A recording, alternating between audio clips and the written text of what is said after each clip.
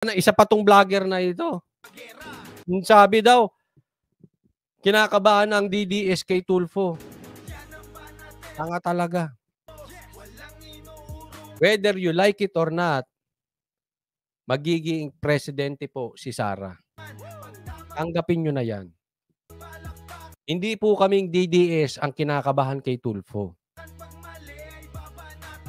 Kasi daw, tumaas daw ang survey ni Tulfo na unahan daw niya si Sara.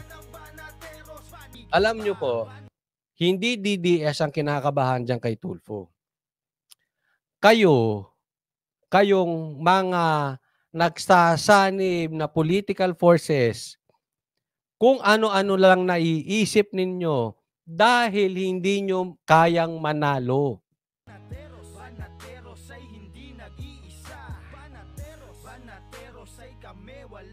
Kaya lahat na lang, basta merong tungkol sa Duterte, sasakyan nyo. Kayong pula, sasakyan nyo. Kayong dilaw, sasakyan nyo. Hindi, kita nyo. Tingnan mo tambaluslos, ha? Etong mga vloggers nyo. Nilalaglag ka na tambaluslos. Anong ibig sabihin yan? Alam din ng mga vloggers nyo na hindi kayang manalo ni Tambayuda. Kaya ang bukang bibig nila, Tulfo naman. Para kayong mga bata na naghahanap ng race back. Hindi nyo kaya si VP Sara. Hindi kami DDS ang kinakabahan. Kayo, anong naiisip ninyo para maitapat kay Sara? Para mayroon kayong pantapat sa Duterte. Kayo po ang desperado. Nilalaglag nyo sa mga salita nyong yan, nilalaglag nyo si Tambayuda. Para nyong sinasabi, yung ginodiyos nyong politiko hindi kayang manalo kay Sara. Kaya nagsusumbong kayo kay Tulfo. Kaya ginagamit nyo si Tulfo.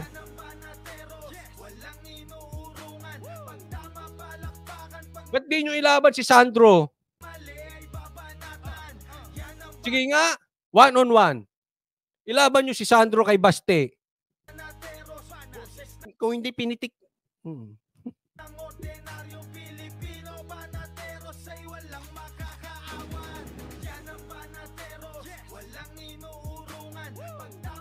Oh, sige nga, Sandro versus Baste. Ang layo naman.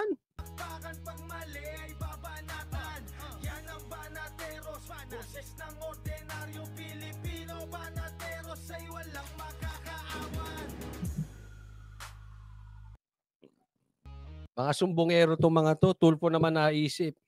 Bukas China naman maiisip. Oh. Bakla daw si Sandro, sabi ni Yolanda. Totoo ba bakla yan? Akala ko ang bakla yung ano daw. Sabi sa akin. Yung coach daw na isa. Yung jukebox vlogger.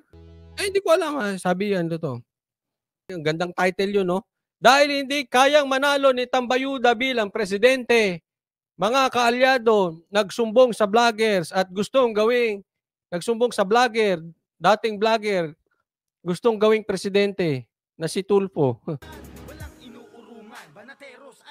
Sabi ni si Sandra lalaban kay Baste, oh my gosh, hahalik sa braso ni Baste yan. Baka imbis na labanan si Baste, halikan pa ni Sandro si Baste, no? Tatandaan po natin, 32 million ang votes ni Sara, okay? At ang nagpanalo kay Marcos, even yung mga pulahan, they cannot deny that, na ang nagpanalo kay Marcos ay si Sara. Kaya nga insecure sila kay Sara because they know ang talagang mandato, ang talagang suporta ng taong bayan ay nasa Duterte. Alam nila yan. Alam nung mga tagapagtanggol ng Marcos yan. Kaya naman, ang kanilang next Dahil nalaman na ng mga DDS yung katrayduran nila, ang next nilang nilalapitan ay Dilawan. Mahilig, kasi alam nyo, hindi nila kayang manalo ng sila lang. Nanalo sila dahil sa Duterte. Ngayon, nagising ang mga karamihan ng DDS, nakikipag-tandem naman sa Dilaw. Hindi nila kayang mag-isa. Ngayon, ang gagawing issue niyan, dahil mabaho nga ang pangalan ni Tambayuda, ay Tulfo naman. Pero huwag kayong papakasiguro, tandaan nyo ito. Marami pa ring DDS na ngayon ay may suporta pa rin sa pula.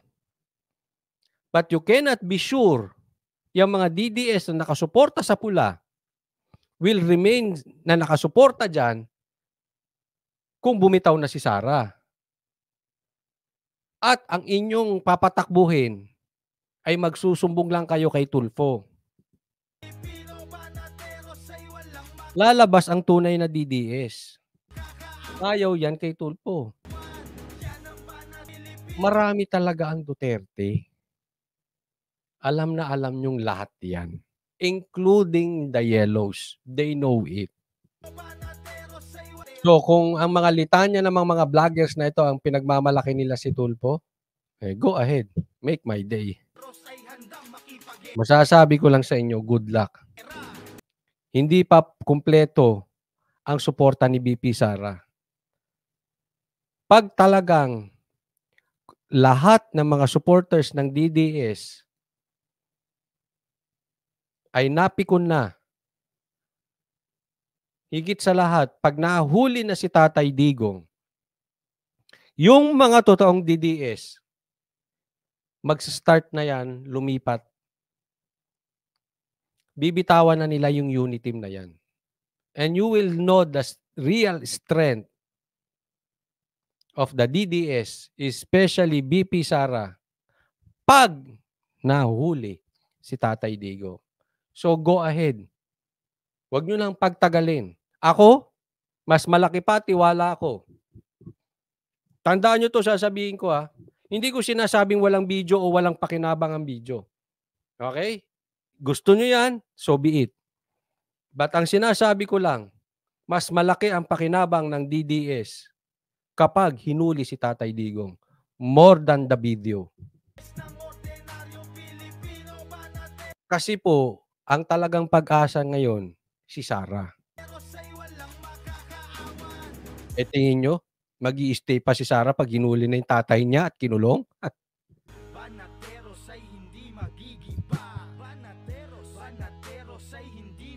Ewan ko lang. Kaya hindi nila gagawing ipapakulong si Tatay Digong. Panakot lang yan. Hindi nila kayang puro lang sat-sat yung mga yan. Maria Luz Aquino, wag na si Tulfo, traidor yan. Sara lang, watching from... Oh, correct. Sara ako. Eh, hindi ko naman, sa ngayon, hindi pa naman tapos. Ang layo pa ng eleksyon. Kung aabot tayo sa eleksyon. But definitely, pag si Sara, talagang hindi na nag-aapol-lakay, eh, talagang Sara. Yun lang naman inaantay ko si Sara eh. Ngayon kasi, syempre, again, naikwento ko na yan kanina, nasa gitna siya dahil vice president ka naman siya. At kung hindi ihinto niyang kadaldalan nitong si Rapi Tulfo, at alam mo, ayaw kay Tulfo, akala niya, pag nagkaroon ng Senate hearing, akala niya RTIA. Akala niya vlogger pa rin siya. Ayoko yung mga style ni Tulfo dyan sa Senado na yan. Parang masyadong ano eh.